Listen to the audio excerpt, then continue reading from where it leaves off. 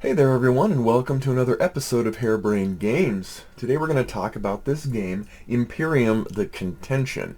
Now, other than pirate games, which I pretty much buy sight unseen, every one I can find, I am a sucker for 4X games. I love them on the computer. I think I have probably 15 or 20 space strategy 4X games that I play and have played over the past years. Just absolutely adore them. Now, for those who are not familiar with the vernacular, 4X is explore, expand, exploit, and exterminate. It's sort of a, start off small, build up, spread out, and conquer the galaxy, so to speak. Imperium the Contention is a 1 to 6 player game by Gary Dworetsky, published by a little known company called Contention Games. It's set in a unique universe of the Imperium, and I thought I'd give it a shot. This is what I call a barnacle game. That is, when I shop online and I'm always looking for a game that'll just get me over the hump to free shipping, I look for something to add to it that might be somewhat interesting and might be worth my money's worth. And so it was a barnacle on my shipping of other products that I had, and so in that regard I didn't know what to expect from it. So was it any good? Well, let's find out.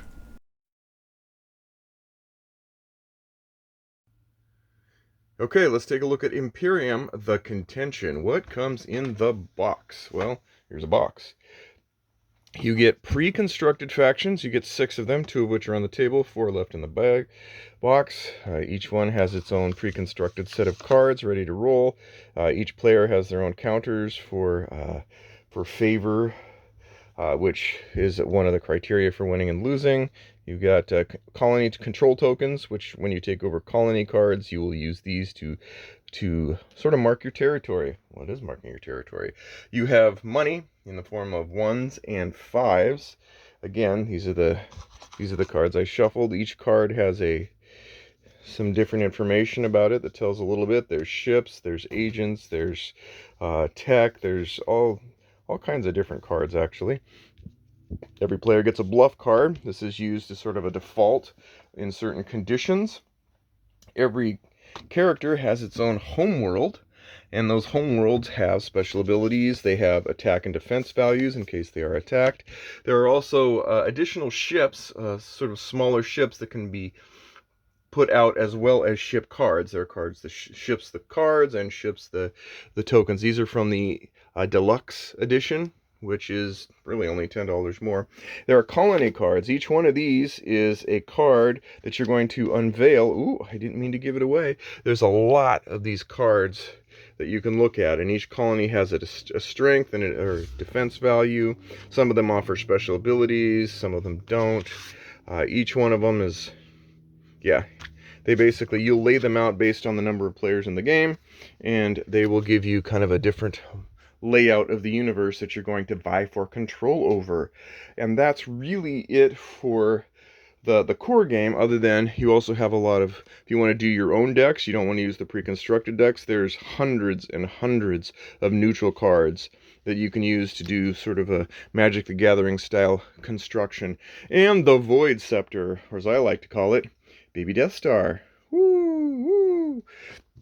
All right, so without getting into the gameplay yet, the only other thing is in the deluxe edition you also get the solo campaign, and that has a rule book for solo campaign guide, and you get specific cards for solo that you will be using for the solo experience, and of course the rule book, which is thankfully not pizza box size. This is the size I like, fraught with all kinds of information, which we'll go over.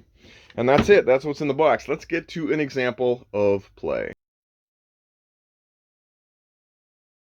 Okay, we're about to play. I'm going to simulate for you a 2-player match. So we have the Avar, which is they have their own special penchant and ideas of what their deck should be and what their strengths and weaknesses are. But Avar, led by Avar Maria, perhaps not. They have a homeworld, Attacks for 3, can absorb 6 hits. Everybody, and then every there's all kinds of these abilities that you can play once on your turn. This one says gain a favor, draw a card, etc. That's for Avar. Then we have the Terrans, and they're hoping to be tearing up the place. And they have their own special penchant for what they like to do and not like to do. Again, we have the Terrans Alliance Homeworld. This one gives a friendly ship an additional strength and shield in a given turn and draws a card. So that's it. So gameplay occurs in different phases, and the bluff card kind of helps you lay that out. You get money every turn, and everybody does this simultaneously. There's a lot of simultaneous natures in this game. You're going to get coin for every colony that you own plus 1. So 1 plus 1 is 2. And here, you'll find that 1 plus 1 is also 2 on this side of the universe. And there you go. That's easy. And then you draw a card. Now, what I didn't show is everybody starts with 4 cards. We're just going to... you can mulligan once. Think Magic the Gathering kind of thing. And then you got your cards. They're all... Oh, sorry, there's 4. And then you draw a card. Look, how magical is that? And you'll notice costs on the top left that have to be paid, and then the cards themselves, based on what kind of card they are, will kind of tell you how to use them. And here, look at that, we've got missiles and admirals and alliances and tigers and bears. Ooh, I like that one.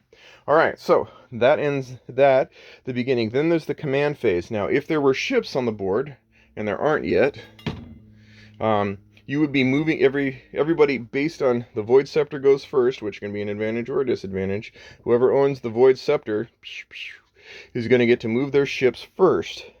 In this case, there are no ships, so it goes on to the next phase, which is you can use one of these special abilities marked with this hammer in the square. And so one of the things that you can do is either use your homeworld ability, but most people, there's always an innate and implicit ability to colonize anything next to some place you've already got a colony. And so we're going to go from here to here, and we have the Syndicated Fortress. Attack 2, shield 2. Oh, this is a shipyard. You may play corpse ships here. Okay, so if a ship is a corpse ship, you can play it there instead of having to play your ships here. So that's kind of nice. It kind of opens up the opportunity to more quickly deploy things out in certain areas based on the configuration of the map, which again is random for everybody and unknown for everyone at the start. All right. There's no reason to beleaguer the point, nothing special here. We're going to do the same thing, but we're going to have it here. Oh, look at that. This is Loresh, a colony. 3. And oh, also, by colonizing it, settling it, this is the settle action to be specific. I forgot that you now control it, so it's up to someone else to come and dislodge that control from you, or for you to go to victory by basically, again, the victory conditions, and I should make that clear, are if you ever get favor, and you gain favor in certain ways, usually by conquering colonies, if it ever gets to 8, then you win at the end of your turn. That's the distinction at the end of the turn. So gives people a chance. But this is where you're laying down your colonies over time. The other, for favor. So if I lay every single one of these down at the end of the turn, I win. So those are the winning conditions for the game. All right, we've done that. Now we're going to do what's called a face-off. Now, a face-off is an interesting phase that happens wherein you're going to simultaneously, again, it loves simultaneously, you're going to choose a card secretly that you want to pay for and play. So I'm going to play that one out here. Notice I only have 2 coins, and I have all these beautiful things I can't afford. So this is where our bluff card comes in. Okay. Left-handed me and right-handed me. Oh, what will we do? Okay, look at that. We flip this, we flip that, and then those cards activate in specific order based on the scepter.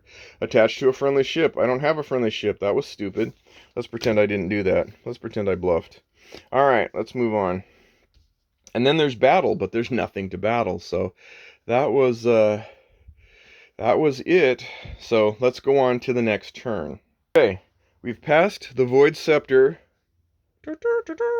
And now we're going on to bluff again. We're going to use the bluff card. This is really handy. I really like this. So we're going to do the bluffing thing, the beginning thing. Now notice we have 1, 2, 3. So now we have 1, 2, 3. Now we got some buying power. Same thing here. The first few turns are pretty much kind of a build up. Woo! All right. Now we're set up with that. Now I draw a card. What did we get? Ooh, I like. All right. So, draw a card. We'll draw a card here too. Again, we're cooking with gas. Then on to command and move ships. Again, we don't have ships to move. That's going to change very shortly. So, we're going to instead do another explore. Look at that. Now we're building up our buying power. Being farther away from the enemy is good because it keeps the colonies in your control that much longer. Shipyard 2. Any ship that's 2 or less can be placed here, so that's nice. And then here as well. It's our turn. We move our ships. Nope, can't do it.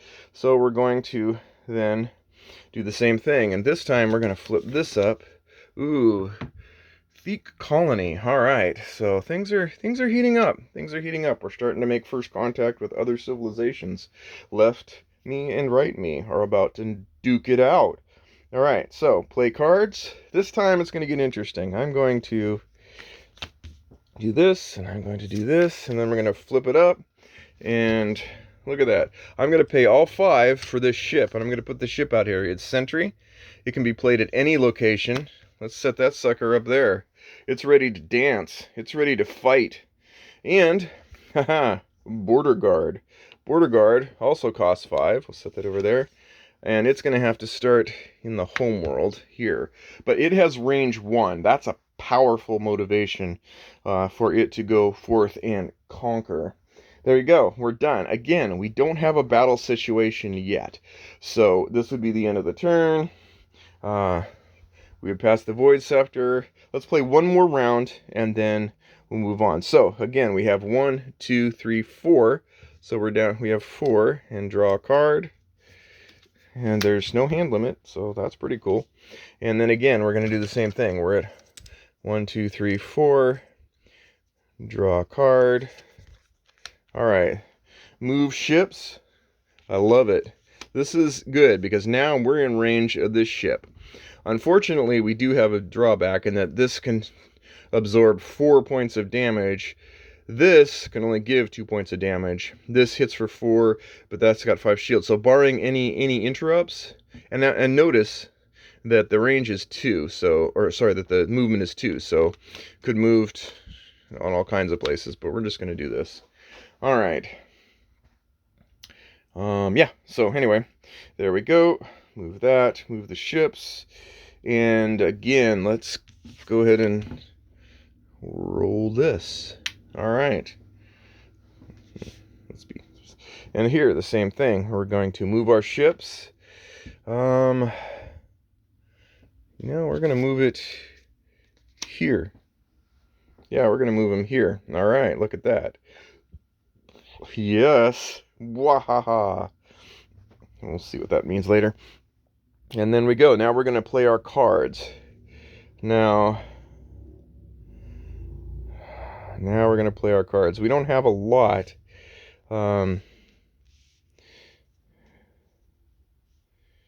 Wow, yeah. So we're gonna go. This would be a case where we'd go, you know what? I'm just gonna bluff because I don't think that there's a whole lot going on here that's gonna be awesomely helpful to me. Yeah, this one's interesting. Yeah. Construct. Yeah, you know what? We'll do this. We'll do this to show you how this works. So here we go. Flip. Flip. And attaching a construct attached to a friendly colony. When a friendly ship is destroyed, draw a card. All right. And you can put a fighter here. So basically you could use this as sort of a base to put little mini fighters that can grow and mature and become just like great teenagers. All right. And then we go here and we bluffed. So there you go.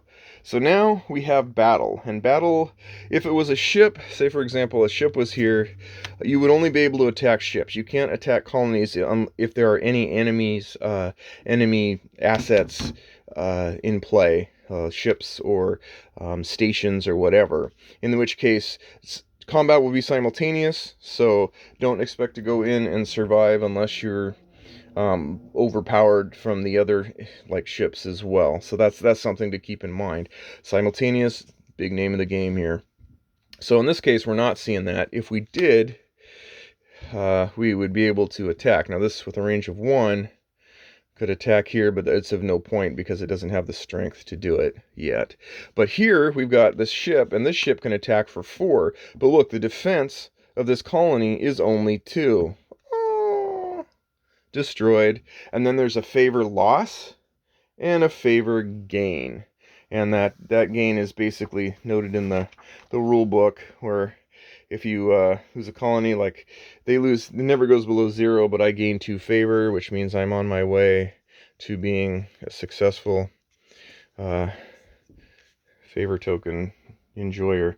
Anyway, and so there you go, there's that. Now it's possible in a future phase to colonize this to our strengths. Of course, you can expect great lash rack. There's an Imperial battleship that looks like it's pretty interested in having some fun with the little sentry. So this is really a simplified version of the game. There's tons and stuff more going on, but at least this gives you the general flow of what you're doing and how this map is going to grow, how it's going to be explored, because for us it's explore, expand, exploit, exterminate. That's the 4X game in a box, and what it really intends to be. So the solo game I won't get into, but suffice to say that it's similar to this, other than you're going to have an automata kind of deck of cards that kind of lay out what the enemy is going to do. It's a nice campaign that comes with it, where you can play scenario after scenario. Kind of cool. But yeah, in general, this game is going to go on and on until one of the victory conditions is met for one of the sides, either 8 favor or all of the tokens are placed out till the end of a player's turn. So that's a little glimpse of it. Now let's get into my final thoughts on Imperium the Contention. Okay, final thoughts on Imperium the Contention. As a prequel to my thoughts, I wanted to say that if you have not seen it, you should check out the designer's audio library. He's done a lot of soundtracks for movies and games and such, and there are a couple soundtracks that he did. You can check on BGG. There's one he did that's a nice little background space orbital kind of music that I enjoyed slapping onto and listening to while I was playing this game. So always nice to see cross-hatched talent in that regard. So let's get into it. What are the cons? As always, I do the cons, then the pros, then my final summary. I wouldn't say that. I would say that the backstory is a tad bit, I guess, pedestrian. It wasn't like gripping me. It's not terrible. It's not awesome. It's just kind of unsurprising and relatively standard. But that said, I did find it was not terrible. I don't get me wrong on that. The pre-constructed decks are really thematically cohesive and entertaining to play, and I can see where they fit into the universe. The manual's okay. I could have benefited from maybe a little bit more information in certain places, although it went over it fine. I didn't have any major concerns with it. If you play collectible card games, then you're going to benefit from that knowledge to help fill in the gaps on, there was a pretty terse section on drafting, which, if you're familiar with how collectible card games work, which is, there's a basis, this is sort of basis for, then you're not going to have any trouble. But if you're brand new to it and you just bought this box and you weren't familiar with that, you might be going to kind of get it, but that's okay. I mean, it really, in the end, gave all the information I needed to. There weren't really any major questions that got skipped or ignored. Timing is interesting in this game, and that has to be taken into account. The simultaneous nature, with certain contexts requiring that you switch to linear turns, is not entirely orthodox for what someone who's going, a 4X space strategy game might expect. And some of it's linear, some of it's they really like the parallelism. Like, you get some money, you grab a card, you explore, you settle. Exploring and settling are disconnect too. Keep that in mind. If you have a ship, generally in a space race game, you send out explorer ships or something. They explore, and then you send out a settler ship, and they settle. Here, that's disconnected, and so you're going to be using your ships to go explore, to kind of get a preview, but ultimately that's completely separate from an action called settle, where you can just go, oh, anything next to something I already own, I can flip over and control, as long as there's no other ships on it and stuff. And so I believe that's for expediency. It makes sense because it expedites the early portions of the game. So that you can get kind of to the contention part, so to speak, pardon the pun. But it does feel a little gamey in that regard. And the only other thing I'd have to say is that there are quite a few videos. Well, okay, not quite a few. There are a few videos out there, and they almost seem obsolete, or like they were made with different rule sets in mind. That tripped me up a bit, because some of the playthroughs have rules that are almost opposite, like favor. Like, oh, start with 8, go to 0, whereas in the manual, start with 0, and you win when you get to this. And it would be nice to have an authoritative playthrough by Contention Games of an updated current version of a shipped copy for people who are visual learners. So, like I said, manual's fine, whatever. That's it for the pros, or for the cons. Let's get to the pros. The components in this game are just right for the price point. I did pay the extra $10 for the deluxe edition, which really, really matters for people who want a solo experience. Probably could live without it if you didn't, but you don't even get really a good solo option without it. But for $10, you get some nice ships. For the extra ships, that's nice, and you get all of the wealth of solo opportunities, so keep that in mind. The thick, large location cards are a godsend. They're fantastic. There are a lot of them, so you get a lot of variety in your playthroughs. Your first few times through, especially if you're playing at lower player counts, you're going to see some, but not all. I like them. I think they did. The artwork is fantastic on it. I'll say that. There's hundreds of draftable cards that you can use, like neutral draftable cards. Drafting in this game is not an afterthought. It's a core element that they expect you can use. What's beautiful about it is that not only that, but at the same time, if you're not into that, you don't have to be. You have pre-constructed decks that are very matured, very fleshed out, very, I think, balanced, or at least within the realm of balance, so that you don't even you could never play with the draft cards, and I would feel like you still got a complete game. That's really cool, really cool. The box insert is exactly right. I generally throw box inserts away because they're usually either way too custom to what I don't like, or I just hate them. I actually think I'm going to keep this one because the component count is low on this, and the setup is nice. And so I think they did a really good job of taking a tight box and fitting a tight experience into it. Artwork, again, it feels a little bit like Star Realms. Styled, and I think that style serves the game well. Really, I just like the artwork. I think it's relatively consistent. I think it's relatively cohesive, and so props to that. I like that they simplified the parts of the game that are generally sort of just ramp up, or I'm not going to say boring, but just to say the parts of it that could stand to be expedited, which leaves room for that same like tight 1 to 2 hour experience, to take the parts of it that people love and to focus on that and make that meaningful and meaty and cool. I really like that. It gives the game some life and substance right in the parts where you want a lively, substantial game. And so you're really focusing on sort of the highlight reel of a 4X game. Like, what are the interesting parts that I don't have to build up to get to, while still feeling like I had a chance to build up and get to it. It's definitely meaty, very meaty for its time frame. We're talking, I like your ships in the agents and all that stuff. These are not just 2D stats holders as cards. They have skills, abilities, reactions, effects, traits, attributes, and such. I love that the game is simultaneous wherever it can be. I think that helps compact the game in a way that doesn't take away from some of the fun. There is the chance that you're going to get busy in spots. There's going to be hot spots on the map. There just are. They're geared towards that. That can lead to some organizational erosion if you're not careful. You got to be really careful where there is some organization involved. That's not necessarily a bad thing. It's just something to keep in mind, especially at higher player counts where people are like congregating in this certain area for a mass battle. The saving grace here is those location cards. They're very big, they're very meaty. You can fit multiple cards on them before you start getting overflow. I'm glad that they didn't try and make the locales just little cards, and that they really took the time to make them larger. Solo is not tacked on. There's no way you could say, if you got the deluxe edition, there's no way you could say Solo was tacked on at the end, because it's not. You have upwards of 100 cards specifically for the solo affair. You have a custom campaign manual, and you have a legitimate solo experience that's first class, not second class. The campaign being a bit on the easy side. Some of you might find that that's a little too easy. I actually thought it was just right, and I had fun. So in summary, Imperium the Contention. How do I say it? I love 4X strategy games. I've already told you that. And there are meaty ones that are meant to last a long time and be just chock-filled hours of fun.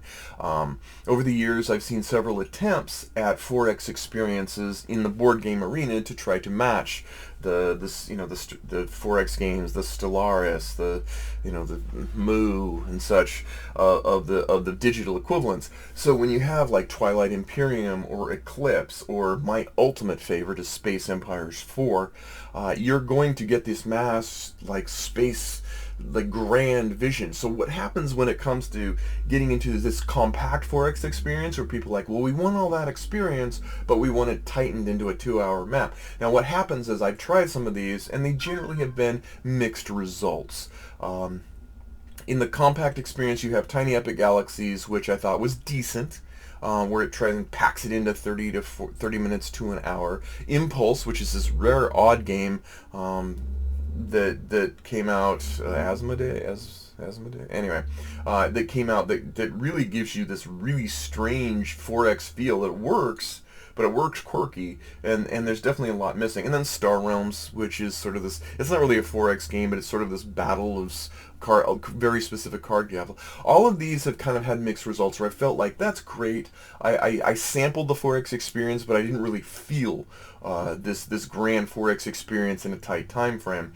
Part of the reason is that because when you compact it down, a lot of the things that you do to compact it down is you strip away features, either the magnitude or the existence of features, for time purposes, and that means a loss of depth. And this is where Imperium really feels like a full, compelling experience by making the standard build-up phase quick and expeditious, by making simultaneous play a part where it could, and then cutting right to the heart of a contentious playing space. Honestly, Imperium the Contention is way better than advertised, for two reasons. First, it's a sleeper hit, and second, because there's a boggling lack of advertising of this title at all. I'm not gonna lie, I mean, I wish the box kind of, it's okay, but it's nothing that screams like, buy me, take me home. But it is a first-rate title that just rockets out of the gate. The beauty of this is that This appears to be the first game in a line of games from Contention Games, and the first of the designer, and honestly, it rockets out of the gate. I think it's pronouncedly clear that the designer's video game industry experience and connections has accelerated the quality, the tightness, and the polish of his first game. There are precious few rookie mistakes that I normally see in just budding, beginning like designers and stuff. Play balance is great. The loose rules are minimal. No game breakers of sorts. Honestly, Imperium the Contention, at any player count, even solo, is a full-fledged 4X space strategy game that feels and fits snugly into a 1 to 2 hour time frame. The fact that the heart of the game is driven by this Magic the Gathering style system complements the standard 4X framework that surrounds it, and really it's what puts it over the edge from a good game to a great game. This is the second time this year that I have been caught off guard and surprised by a sleeper hit that had little fanfare, and that shocked me with how well done it was. The first one was After the Empire, another one where they had just two relatively new designers creating this game. I'm like, yes, this is what I want tower defense games to be. Well, Imperium the Contention is really what I want what a tight 4X game to be. It's what I was hoping for when I played the other games before it, and I think it's going to knock a few of those off into the won't play very much anymore, because there's a lot to like about this. It hits all the cylinders. It feels like space without taking too much space on your calendar. So give it a shot. Imperium the Contention, thumbs up. Thanks again, and we'll see you next time on Harebrained Games.